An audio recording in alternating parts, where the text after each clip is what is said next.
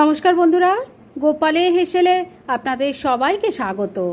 পোলাও তো আপনারা অনেক রকম নিশ্চয়ই ট্রাই করেছেন, কিন্তু ফুলকপির পোলাও কি কখনো ট্রাই করেছেন? এটা নিজেদের জন্য যেমন তৈরি করতে পারেন, আবার ঠাকুরের ভোগেও দেওয়া যায়। তাই চলুন সময় নষ্ট না করে রান্নাটা করে ফেলি। আজকে এই দারুণ টেস্টি নিরামিষ ফুলকপির পোলাও তৈরি করার জন্য আমি গোবিন্দভোগ চাল নিয়েছি। এখানে মেজারিং কাপের 1 কাপ চাল আছে। এই চালটাকে আমি ভালো করে ধুয়ে জল ঝরিয়ে নিয়েছি। এবার এই চালের মধ্যে আমি 1 চামচ ঘি দিয়ে দিচ্ছি। এবার ঘিটাকে চালের সাথে খুব ভালো করে মেখে নিচ্ছি। ঘি দিয়ে চালটাকে খুব ভালো করে মাখিয়ে নিয়েছি। এবার এই চালটাকে আমি কিছুক্ষণের জন্য এক সাইডে রেখে দিচ্ছি আর নেক্সট স্টেপের দিকে এগোবো। চালটাকে তো ঘি দিয়ে মেখে রেখে দিয়েছি। আর এবার মূল রান্নাটা করার জন্য কড়াইয়ে সর্ষের তেল গরম করে নিয়েছি। এর মধ্যে প্রথমেই দিয়ে দিচ্ছি অল্প নুন, দিয়ে দিচ্ছি অল্প হলুদের গুঁড়ো। এবার এর মধ্যে একটু ফুলকপির টুকরো ভেজে নেব। আমি একটা মিডিয়াম সাইজের ফুলকপি নিয়েছি আর তার ফুলগুলোকে ছোট ছোট করে ছাড়িয়ে নিয়েছি, সেগুলো দিয়ে দিচ্ছি। এবার ফ্লেমটাকে মিডিয়ামে রেখে ফুলকপির টুকরোগুলোকে একটু ভালো করে ভেজে নিতে হবে। খুব ভালো করে ভেজে নিয়েছি। এবার এগুলো তুলে আলাদা একটা পাত্রে রেখে দিচ্ছি।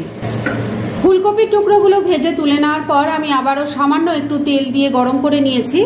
এবার এর মধ্যে দিয়ে দিচ্ছি অল্প গোটা জিরে, দিয়ে দিচ্ছি একটা তেজপাতা, একটা শুকনো লঙ্কা, এর সাথেই যাচ্ছে গোটা গরম মশলা, তার মধ্যে আছে 2-3টে এলাচ, 2-3টে লবঙ্গ আর একটা দারচিনি। এবার ফোড়নটাকে কয়েক সেকেন্ড একটু ভাজা ভাজা করে নিচ্ছি।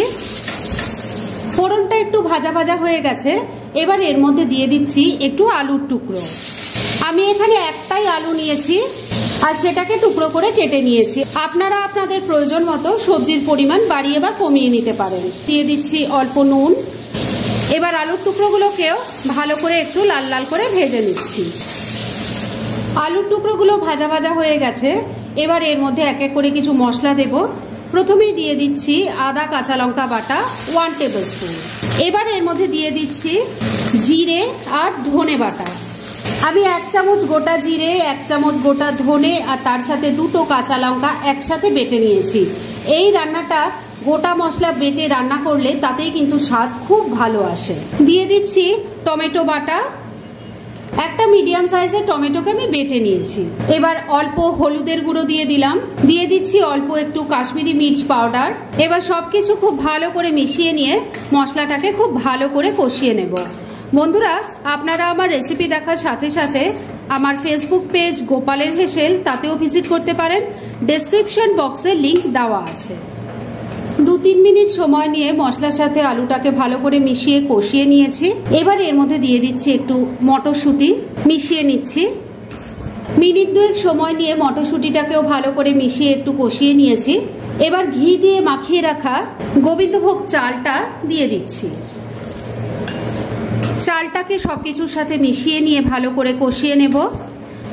মিনিট 2 সময় নিয়ে গোবিন্দভোগ চালটাকে সবকিছুর সাথে মিশিয়ে নিয়ে ভালো করে একটু ভাজা ভাজা করে নিলাম। এবার এর মধ্যে জল দিয়ে দেব। আমি চাল নিয়েছিলাম এখানে মেজারিং কাপের 1 কাপ, জল দিয়ে দিচ্ছি 3 কাপ। কেননা এখানে ফুলকপি, আলু, চাল সমস্ত কিছু সেদ্ধ হতে হবে, তাই 3 কাপ জল দিলাম। আর এই জলটা কিন্তু উষ্ণ গরম জল। এবার স্বাদ মতো নুন দিয়ে দিচ্ছি, তবে নুনটা দেওয়ার আগে খেয়াল রাখবেন আলু, ফুলকপি সমস্ত কিছুই কিন্তু নুন দিয়ে ভাজা আছে। 1 চামচ চিনি দিয়ে দিলাম। এই রান্নাটা একটু মিষ্টি মিষ্টি কিন্তু খেতে ভালো লাগে। সমস্ত কিছু ভালো করে মিশিয়ে নিচ্ছি। সবকিছু খুব ভালো করে মেশানো হয়ে গেছে। এবার এর মধ্যে দিয়ে দিচ্ছি 2টো কাঁচা লঙ্কা। আমি লঙ্কাগুলো কিন্তু ফাটিয়ে বা চিড়ে দেইনি, গোটাই দিয়েছি, কেননা এই রান্নাটা খুব একটা ঝালঝাল ভালো লাগবে না, শুধু গন্ধটা হওয়ার জন্য লঙ্কাগুলো দিলাম।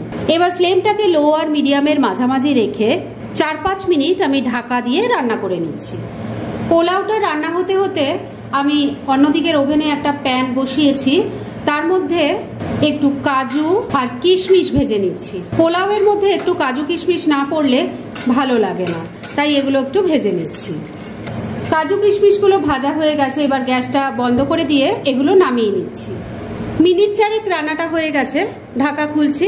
এবার ভেজে রাখা ফুলকপির টুকরোগুলো দিয়ে দিলাম, এর সাথেই কাজু কিশমিশটাও দিয়ে দিলাম। ভালো করে মিশিয়ে নিচ্ছি। এই রান্নাটা আপনারা কিন্তু ঠাকুরের ভোগেও দিতে পারেন। ভীষণ ভালো হয় আর খুব ইজি একটা রান্না। তাই আগে যদি এভাবে না ট্রাই করে থাকেন, আমার রেসিপিটা দেখে কিন্তু একবার ট্রাই করতে পারেন। ফুলকপির টুকরোগুলো দিয়ে কিন্তু আর বেশিক্ষণ রান্না করার দরকার নেই, কেননা ফুলকপিগুলো আগেই আমি ভালো করে ভেজে নিয়েছি। তাই ফ্লেমটা ওই একই রেখে ঢাকা দিয়ে 3-4 মিনিট আমি আবারও রান্নাটা করে নিচ্ছি। মিনিট 3 আবারও রান্নাটা হয়ে গেছে, ঢাকা খুলছি। আমি কিন্তু মাঝে একবার লিডটা খুলে নিয়ে একটু নাড়াচাড়া করে দিয়েছিলাম আর নুন মিষ্টিটা চেক করে নিয়েছিলাম। রান্না মোটামুটি আমার রেডি হয়ে এসছে। এবার শুধু ওপর থেকে দিয়ে দেব একটু ঘি। ভালো করে মিশিয়ে নিচ্ছি। ঘিটা খুব ভালো করে মেশানো হয়ে গেছে, রান্না এবার একদম রেডি। গ্যাস বন্ধ করে দিলাম। মিনিট 2 জন্য এবার স্ট্যান্ডিং টাইমে একটু ঢাকা রাখছি আর তারপর সার্ভ করে দেখাচ্ছি। ফ্রেন্ডস, আমার আজকের এই ফুলকপি পোলাওয়ের রেসিপি একদম রেডি হয়ে গেছে এবং আমি সার্ভ করে দিয়েছি। ভীষণ ইজি একটা রেসিপি, কিন্তু খেতে অত্যন্ত সুস্বাদু হয়, সেটা একবার ট্রাই করলেই বুঝতে পারবেন। আর এই রান্নাটা আপনারা নিজেদের সঙ্গে সঙ্গে ঠাকুরের ভোগেও কিন্তু দিতে পারেন। তাই দেরি না করে পারলে এটা আজই একবার ট্রাই করে ফেলুন আর তারপর কেমন লাগলো সেটা প্লিজ কমেন্ট করে জানাবেন। এরকম ধরনের অনেক ভালো ভালো নিরামিষ রান্নার রেসিপি আপনারা গোপালের হেসেল সার্চ করলেই পেয়ে যাবেন, যার মধ্যে থেকে কিছু কিছু আমি সাজেস্টেড বক্সেও দিয়ে দেবো, সেখান থেকেও আপনারা দেখে নিতে পারেন। তাই গোপালের হেসেল অবশ্যই ভিজিট করুন। আর আপনারা কেমন ধরনের রেসিপি চাইছেন সেটাও কিন্তু আমাকে জানাতে পারেন। আমি চেষ্টা করব সেসব রেসিপিগুলো আপনাদের সাথে শেয়ার করার। আর আমার আজকের এই রেসিপি যদি আপনাদের ভালো লাগে আর ইউজফুল বলে মনে হয়, তাহলে যারা এখনও আমার চ্যানেলটাকে সাবস্ক্রাইব করেননি তারা প্লিজ সাবস্ক্রাইব করুন। তাহলে আজকের মতো এখানেই শেষ করছি। পরদিন আবার এরকমই কোনো ভালো রেসিপি নিয়ে চলে আসব। আপনারা সবাই খুব ভালো থাকুন, সুস্থ থাকুন।